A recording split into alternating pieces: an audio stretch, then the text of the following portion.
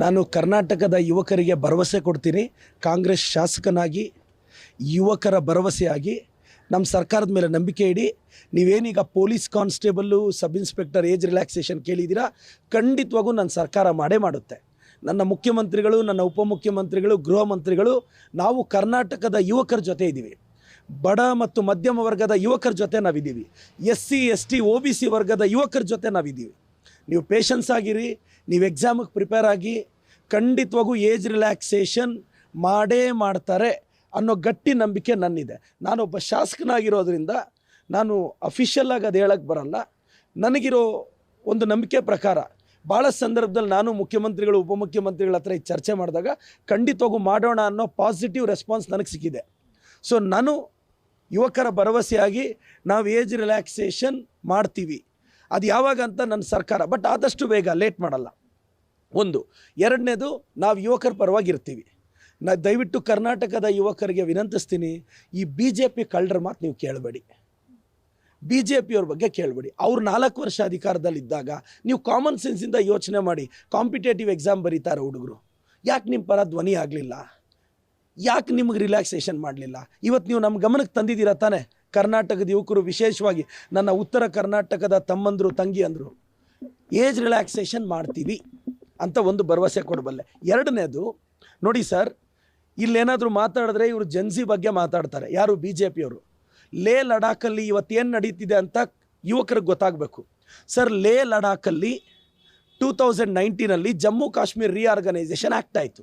ಆ ಆ್ಯಕ್ಟ್ ಪ್ರಕಾರ ಜಮ್ಮು ಕಾಶ್ಮೀರ್ನ ಒಂದು ಯೂನಿಯನ್ ಟೆರಿಟರಿ, ಲಡಾಖ್ನ ಒಂದು ಯೂನಿಯನ್ ಟೆರಿಟರಿ ಮಾಡಿದ್ರು. ಲೇ ಲಡಾಖಲ್ಲಿ 2 ಜಿಲ್ಲೆ ಇದೆ ಸರ್, ಒಂದು ಲೇ ಅಂತ, ಇನ್ನೊಂದು ಕಾಶ್ಮೀರ್ ಅಂತ. ಅವ್ರ ರಿಕ್ವೆಸ್ಟ್ ಏನಾಗಿತ್ತು? ನೆನ್ನೆ ಸೋನಮ್ ವಾಂಗ್ಚು ಅನ್ನೋ ವ್ಯಕ್ತಿ ಅರೆಸ್ಟ್ ಆದ. ಆತ ಯಾರು ಗೊತ್ತಾ?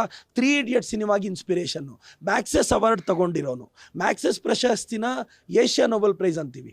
ಸೋನಮ್ ವಾಂಗ್ಚುಕ್ಕಿಂದ 35 ದಿನದ ಹಂಗರ್ ಸ್ಟ್ರೈಕ್ ಮಾಡ್ತಿದ್ರೆ BJPಯವ್ರು ಅರೆಸ್ಟ್ ಮಾಡ್ತಾರೆ. ಲೇ ಲಡಾಖಲ್ಲಿ ಯುವಕರು ಲೇ ಅಲ್ಲಿರೋ BJP ಕಚೇರಿನ ಸುಟ್ಟಾಕ್ತಾರೆ. ಇವ್ರ ಹರಾಸ್ಮೆಂಟ್ಗೆ 4 ಜನ ಯುವಕರು ಸಾಯ್ತಾರೆ. ಜೆನ್ಸಿ ಬಂದರೆ BJP ವಿರುದ್ಧ ಬರುತ್ತೆ ಈ ದೇಶದಲ್ಲಿ. ಲೇ ಲಡಾಖು ಅದಕ್ಕೆ ಇಂಟ್ರೊಡಕ್ಷನ್ ಆಗಿದೆ. ಲೇ ಲಡಾಖ್ ಅವ್ರ ರಿಕ್ವೆಸ್ಟ್ ಏನು ಸರ್? ಸ್ಟೇಟ್ಹುಡ್ ಕೊಡಿ ಅಂತ. ಎರಡನೇದು, ಶೆಡ್ಯೂಲ್ 6ಗೆ ಸೇರಿಸಿ ಅಂತ. ಏನು ಶೆಡ್ಯೂಲ್ 6 ಅಂದರೆ? ಆರ್ಟಿಕಲ್ 244 ಪ್ರಕಾರ ಶೆಡ್ಯೂಲ್ 6ಅಲ್ಲಿ ಈಗಾಗಲೇ ಅಸ್ಸಾಂ, ತ್ರಿಪುರಾ, ಮೇಘಾಲಯ, ಮಿಜೋರಾಂ ಇದೆ. ಸರ್, ಈ ಸ್ಟೇಟ್ಸಲ್ಲಿ ಶೆಡ್ಯೂಲ್ 6ಗೆ ಸೇರಿಸಿದ್ರೆ ಅವ್ರಿಗೊಂದು ಅಟಾಮಿಕ್ ಡಿಸ್ಟ್ರಿಕ್ಟ್ ಕೌನ್ಸಿಲ್ ಅಂತ ಕ್ರಿಯೇಟ್ ಮಾಡೋಕ್ಕೆ ಬಿಡ್ತಾರೆ, ರೀಜನಲ್ ಕೌನ್ಸಿಲ್ ಅಂತ ಕ್ರಿಯೇಟ್ ಮಾಡೋಕ್ಕೆ ಬಿಡ್ತಾರೆ. ಅಟಾಮಿಕ್ ಡಿಸ್ಟ್ರಿಕ್ಟ್ ಕೌನ್ಸಿಲಲ್ಲಿ 30 ಮೆಂಬರ್ಸ್ ಎಲೆಕ್ಟ್ ಆಗ್ತಾರೆ, 26 ಜನ ಎಲೆಕ್ಟ್ ಮಾಡ್ತಾರೆ, ಅವ್ರಿಗೆ ಲೆಜಿಸ್ಲೇಟಿವ್ ಪವರ್ ಇರುತ್ತೆ. ಆದರೆ ಇವತ್ತೇನಾಗಿದೆ ಲೇ ಲಡಾಖಲ್ಲಿ? ಜಮ್ಮು ಕಾಶ್ಮೀರಲ್ಲಿ ಲೆಜಿಸ್ಲೇಟಿವ್ ಎಲೆಕ್ಷನ್ಸ್ ಇದೆ, ಲೇ ಲಡಾಖಲ್ಲಿ ಎಲೆಕ್ಷನ್ಸೇ ಇಲ್ಲ ಸರ್. ಕೇಂದ್ರ ಸರ್ಕಾರದವ್ರು ದಬ್ಬಾಳಿಕೆ ಮಾಡ್ತಿದ್ದಾರೆ. ಅವ್ರು ರಿಕ್ವೆಸ್ಟ್ ಮಾಡ್ತಿದ್ದಾರೆ ಶೆಡ್ಯೂಲ್ 6ಗೆ ಸೇರಿಸಿ ಅಂದರೆ BJPಯವ್ರು ಕೇಳ್ತಿಲ್ಲ. ಇವತ್ತು ಜೆನ್ಸಿ ಲೇ ಲಡಾಖಲ್ಲಿ ಸ್ಟಾರ್ಟ್ ಆಗಿದೆ, BJP ವಿರುದ್ಧ ಸ್ಟಾರ್ಟ್ ಆಗಿದೆ. ಇವತ್ತು BJPಯವರು ದೇಶದ ಯುವಕರ ಜೊತೆ ಆಟ ಆಡ್ತಿದ್ದಾರೆ, ಚೆಲ್ಲಾಟ ಆಡ್ತಿದ್ದಾರೆ. ದಮ್ಮಿದ್ರೆ ಲೇ ಲಡಾಖ್ ವಿಚಾರದ ಬಗ್ಗೆ ರಾಜ್ಯದ BJPಯವ್ರನ್ನ ಮಾತಾಡೋಕ್ಕೆ ಕೇಳಿ. ಮೂರನೇ ವಿಚಾರ, ನಾನು ತುಂಬ ಬಯಸುವಂಥ ಯತ್ನಾಳ್ ಅವರಿಂದ ಡಿಬೇಟ್ಗೆ ಮತ್ತೊಮ್ಮೆ ಆಹ್ವಾನಿಸ್ತಿದ್ದೀನಿ. ವೀರಶೈವ ಲಿಂಗಾಯತರು, ಬ್ರಾಹ್ಮಣ ಸಮುದಾಯದ ಬಡ ಮಕ್ಕಳ ಭವಿಷ್ಯದ ಬಗ್ಗೆ ನಾನು ಅವ್ರನ್ನ ಡಿಬೇಟಿಗೆ ಕರಿತಾ ಇದ್ದೀನಿ. ಸರ್, ನೀವು ಹಿಂದುತ್ವವಾದಿ ಅಂತ ಭಾಷಣ ಬಿಗಿತಿದ್ರೆ ತಾನೆ, ಮಾತೆತ್ತಿದ್ರೆ ಬರೀ DJ, AK-47 DJ ಬಗ್ಗೆ ಬಿಟ್ಟು ಬನ್ನಿ ಸರ್. ಲಿಂಗಾಯತರಲ್ಲಿರ್ತಕ್ಕಂಥ ಬಡವ್ರ ಬಗ್ಗೆ, ಅವ್ರ ಮಕ್ಕಳ ಬಗ್ಗೆ, ವೀರಶೈವ ಲಿಂಗಾಯತರ ಬಡವ್ರ ಬಗ್ಗೆ, ಬ್ರಾಹ್ಮಣ ಸಮುದಾಯದ ಬಡವ್ರ ಬಗ್ಗೆ ನಾನು ನಿಮ್ಮ ಜೊತೆ ಮಾತಾಡಬೇಕು ಸರ್. ಬನ್ನಿ, ನಿಮ್ಮ ಜೊತೆ ಡಿಬೇಟ್ ಮಾಡೋಣ. ಆ ಸಮುದಾಯದವ್ರಿಗೆ ಏನೆಲ್ಲ ಫೆಸಿಲಿಟೀಸ್ ಬೇಕೋ ಆ ಡಿಬೇಟಲ್ಲಿ ತೀರ್ಮಾನ ಮಾಡೋಣ. ನಾನು ಸರ್ಕಾರಕ್ಕೆ ಹೋಗಿ ಮನವೊಲಿಸ್ತೀನಿ. ಏನಾದರೂ ಮಾತಾಡಿದ್ರೆ DJ, AK-47 ಸರ್. DJ ಆಗೋಕ್ಕೆ ಸೌಂಡ್ ಸಿಸ್ಟಮ್ ಶಾಮಿಯಾನವ್ರು ಇದ್ದರೆ ಸಾಕು ಸರ್. ನೀವು ಯಾಕೆ ಅಧಿಕಾರಕ್ಕೆ ಬರಬೇಕು? ಇಷ್ಟು ಹೇಳಕ್ಕೆ ಬಯಸ್ತೀನಿ ಸರ್. ಹಾಂ,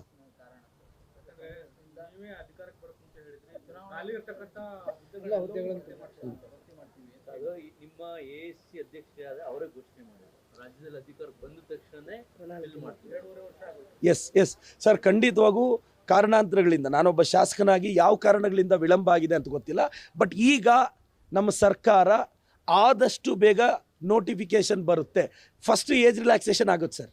ಒಂದು BJP ಗೌರ್ಮೆಂಟ್ ಇದ್ದಾಗಲೇ 32 ಏಜು 30 ಏಜ್ನ ಮಾಡಿದ್ರು. ನೀವು ಅದೇ ಏಜ್ನ ಮಾಡಿದ್ರೆ ಬಿಜೆಪಿ ಗೌರ್ಮೆಂಟ್ ಅಲ್ಲಿ ಇದ್ದಾಗ ಕಾಲ್ಫಾರ್ಮ್ ಆಗಿದ್ದನ್ನ ನೀವು ಬಂದು ಫಿಲ್ ಮಾಡಿದ್ರಿ. ನೀವೇನ್ ನೇಮಕಾತಿ ಮಾಡಲಿಲ್ಲ, ನೀವು ಮಾಡಿದ್ದು ಕೇವಲ ವಿಲೇಜ್ ಅಕೌಂಟ್ ಬಂದ್ಬಿಟ್ರೆ ಇನ್ಯಾವುದು ಕೂಡ ಫಿಲ್ ಮಾಡಲಿಲ್ಲ. ಬಿಜೆಪಿ ಗೌರ್ಮೆಂಟ್ ಅಲ್ಲಿ ಪ್ರೊಫೆಸರ್ ಮಾಡಿದ್ರು, PSI ಮಾಡಿದ್ರು, PC ಮಾಡಿದ್ರು, ಅದನ್ನ ಬಂದು ಅವ್ರು ಗ್ಯಾಪ್ ಮಾಡಿದ್ರು, ನೀವು ಬಂದು ಫಿಲ್ ಮಾಡಿದ್ರು. ಬಿಟ್ರೆ ನೀವು ಬಂದು ಅಧಿಕಾರಕ್ಕೆ ಬಂದು 2.5 ವರ್ಷ ಆದ್ರೂ ಕೂಡ ನೇಮಕಾತಿ ಸರಿಯಾಗಿ ಮಾಡಿಲ್ಲ. 2 ಲಕ್ಷದಲ್ಲಿ ಕನ್ನಡಿ ಒಳಗಿನ ಗಂಟು ತೋರಿಸ್ತಾ ಈಗಿನ ಸರ್ಕಾರ ತೋರಿಸ್ತಾ ಇದೆ. ಇಲ್ಲ, ನೀವು ಹೇಳೋದ್ರಲ್ಲಿ ಒಪ್ತೀನಿ ಸರ್, ವಿಳಂಬ ಆಗಿದೆ. ಅದಕ್ಕೆ ಕಾರಣಗಳು ಟೀಚರ್ಸ್ 10 ವರ್ಷ ಆಗಿದೆ ನೇಮಕಾತಿಯಾಗಿ, 10 ವರ್ಷ ಆಗಿದೆ primary school teacher. Yes sir, ಇಲ್ಲ ವಿಳಂಬ ಆಗಿದೆ. ನಾನು ಖಂಡಿತವಾಗೂ ರಾಜ್ಯದ ಯುವಕರಿಗೆ ಮತ್ತೊಮ್ಮೆ ಭರವಸೆ ಕೊಡ್ತಿದ್ದೀನಿ. ಏಜ್ ರಿಲ್ಯಾಕ್ಸೇಷನ್ ಮಾಡ್ತೀವಿ, ನೋಟಿಫಿಕೇಶನ್ ಆದಷ್ಟು ಬೇಗ ಮಾಡ್ತೀವಿ. ಸ್ವಲ್ಪ ಪೇಷನ್ಸಾಗಿ ನಮ್ಮ ಮೇಲೆ ಭರವಸೆ ಇಡಿ. ನೋಡಿ, ಯುವಕರು ಈಗ ವಿಶೇಷವಾಗಿ ಧಾರವಾಡ, ಹುಬ್ಳಿಯಲ್ಲಿ ಉತ್ತರ ಕರ್ನಾಟಕದ ಹುಡುಗರು, ನಿಮ್ಮ ಕಷ್ಟ ನಮಗೆ ಗೊತ್ತಪ್ಪ, ನಿಮ್ಮ ಕಣ್ಣೀರು ನಮಗೆ ಗೊತ್ತು. ನೀವು ನಿದ್ದೆ ಕೆಟ್ಟು ರಾತ್ರಿ ಆಗಲೂ ಲೈಬ್ರರಿಯಲ್ಲಿ ಎಷ್ಟು ಕಷ್ಟಪಟ್ಟು ಓದ್ತಿದ್ದೀರಾ ಅಂತ ಗೊತ್ತು. ಫ್ಯಾಮ್ಲಿ ಬಿಟ್ಟು ತಂದೆ ಕೂಲಿಯಲ್ಲಿ ಫೀಸ್ ತೊಗೊಂಬಂದು ಧಾರವಾಡ, ಹುಬ್ಳಿ ಅಕಾಡೆಮಿಗಳ ಕಟ್ಟಿ PGಗಳಲ್ಲಿದ್ದು ಒಂದೊತ್ತು ಊಟ ಮಾಡಿದ್ರೆ ಇನ್ನೊಂದು ಹೊತ್ತು ಊಟ ಮಾಡಲ್ಲ. ನಿಮ್ಮ ನೋವು ನಮಗೆ ಗೊತ್ತು, ನನಗೆ ವಿಶೇಷವಾಗಿ ನಿಮ್ಮ ನೋವು ಗೊತ್ತು. ನಾನು ಸರ್ಕಾರದ ಹಂತದಲ್ಲಿ ಮಾತಾಡಿದ್ದೀನಿ. ನನಗಿರೋ ಸೋರ್ಸಸ್ ಪ್ರಕಾರ ಆದಷ್ಟು ಬೇಗ ನಾವು ಯುವಕರ ಜೊತೆ ನಿಲ್ತೀವಿ. ವಿಳಂಬ ಆಗಿದೆ, ಖಂಡಿತವಾಗೂ ನಾನು ರಾಜ್ಯದ ಯುವಕರನ್ನು ಕ್ಷಮೆ ಕೇಳ್ತೀನಿ. ಆದರೆ ಅದನ್ನು ಆದಷ್ಟು ಬೇಗ ಸರಿಪಡಿಸ್ತೀವಿ. ಗ್ಯಾಪ್ ನಿಮ್ದು 2.5 ವರ್ಷ, ಅವ್ರದ್ದು 2.5 ವರ್ಷ, 5 ವರ್ಷ ಗ್ಯಾಪ್. ಅದಕ್ಕೆ ಮುಂಚೆ 5 ವರ್ಷ ಗ್ಯಾಪ್. ಇಲ್ಲ, ಈಗ ಏಜ್ ರಿಲ್ಯಾಕ್ಸೇಷನ್ ಚರ್ಚೆ ನಡೀತಿದೆ. ಅಭ್ಯರ್ಥಿಗಳಿಗೆ ಪೂರಕವಾಗಿ ಆ ಏಜ್ ರಿಲ್ಯಾಕ್ಸೇಷನ್ 2 ವರ್ಷನ, 3 ವರ್ಷನ, 4-5 ವರ್ಷ ಅಂತ ನಮ್ಮ ಮಾನ್ಯ ಮಂತ್ರಿಗಳು ಅದ್ರ ಬಗ್ಗೆ ಹೇಳ್ತಾರೆ. ನನಗಿರೋ ಸೋರ್ಸಸ್ ಪ್ರಕಾರ ನಮ್ಮ ಸರ್ಕಾರ ನಿಮ್ಮ ಪರವಾಗಿದೆ. ಫೈಟ್ ಮಾಡೋಣ ಸರ್. ಈಗ ಇನ್ನೂ ನಿಮಗೇನಾದರೂ ಸ್ಯಾಟಿಸ್ಫೈ ಆಗಿಲ್ಲ ಅಂದರೆ ನಾವು ಸರ್ಕಾರದ ಜೊತೆ ಮಾತಾಡೋಣ. ಸರ್, ಇನ್ನೊಂದು ಉದ್ಯೋಗ KA ಬೋರ್ಡ್ ಎಕ್ಸಾಮ್ ಮಾಡುತ್ತೆ, KPSCU ಎಕ್ಸಾಮ್ ಮಾಡುತ್ತೆ. KPSC ಇದುವರೆಗೂ ಕೂಡ ಒಂದು ಸರಿಯಾದ ರೀತಿಯಲ್ಲಿ ಎಕ್ಸಾಮ್ ಕಂಡಕ್ಟ್ ಮಾಡಿ ರಿಸಲ್ಟ್ ಕೊಟ್ಟಿಲ್ಲ. ನಿಮಗೆ ಗೊತ್ತು ಅದೇ ವ್ಯವಸ್ಥೆ ಹೆಂಗಿದೆ ಅಂತ ಹೇಳಿ. ಅದ್ರ ಮೂಲಕ ಏನಾದ್ರು ಮಾಡ್ತಿರೋ ಅದು KA ಎಕ್ಸಾಮ್ ಕಾಲ್ ಮಾಡ್ತೀನಿ ಅಂತ ನಿನ್ನೆ ನೋಟಿಫಿಕೇಶನ್ ತರದು ಒಂದು ಏನು ಲೀಸ್ಟ್ ಕೊಟ್ಟಿದೆ. ಕೇವಲ 759 ಲೀಸ್ಟ್ ಕೊಟ್ಟಿದೆ. ಆದರೆ ಮಿಕ್ಕಿದ ಲಕ್ಷಾಂತರ ಯುವಕರಿಗೆ ಅದು ಸರ್ಕಾರದಲ್ಲಿ ಉದ್ಯೋಗ ನೀವು ಲಕ್ಷಕ್ಕೆ ಕೊಡ್ತೀವಿ ಅಂತ ಆಶ್ವಾಸನೆ ಕೊಟ್ಟಿದ್ರಲ್ಲ, ಆ ಉದ್ಯೋಗಗಳೆಲ್ಲ ಎಲ್ಲಿ? ಇಲ್ಲ, ನೀವು ಹೇಳಿದ್ದು ಕರೆಕ್ಟ್ ಇದೆ ಸರ್. ನಿಮ್ಮದೇ ಅಲ್ಲ ಸರ್, ನಾನು ಶಾಸಕನಾದ ಮೇಲೆ ನಾನು ಸರ್ಕಾರದಲ್ಲಿ ಸಲ್ಲಿಸಿದ ಮೊದಲ ಡಿಮ್ಯಾಂಡೇ ಕಾಂಪಿಟೇಟಿವ್ ಎಕ್ಸಾಮ್ಸ್ನ ಎವ್ರಿ ಇಯರ್ ನಡೆಸಬೇಕು ಅಂತ. ಲೈಕ್ UPSC ಥರ KPSC 100 ಪೋಸ್ಟ್ಗೆ ಆಗಲಿ ಎವ್ರಿ ಇಯರ್ ಕಾಲ್ ಮಾಡಬೇಕು. Group D, group C, group Bನ ಎವ್ರಿ ಇಯರ್ ಕಾಲ್ ಮಾಡಬೇಕು. ನಮ್ಮ ಭಾಳಷ್ಟು ಸ್ಟೇಟ್ಸಲ್ಲಿ ಏನಾಗಿದೆ ಸರ್, ಎವ್ರಿ ಇಯರ್ ಕಾಲ್ ಆಗ್ತಾ ಇಲ್ಲ. ಇದರಿಂದ ಏಜ್ ಸಮಸ್ಯೆ ಆಗಿಬಿಡ್ತಿದೆ. ಸೊ ಇದು ನನಗಿರೋ ಸೋರ್ಸಸ್ ಸರ್. ಆದಷ್ಟು ಬೇಗ ನಿಮ್ಮ ಪರವಾಗಿ ನಾವು ಇಲ್ತೀವಿ.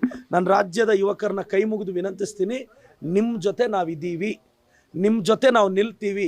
ಕಾಂಗ್ರೆಸ್ ಸರ್ಕಾರ ಯುವಕರ ಪರ, ಕಾಂಗ್ರೆಸ್ ಸರ್ಕಾರ ಬಡವರ ಪರ, ಕಾಂಗ್ರೆಸ್ ಸರ್ಕಾರ SC ST OBC ಹುಡುಗರ ಪರ.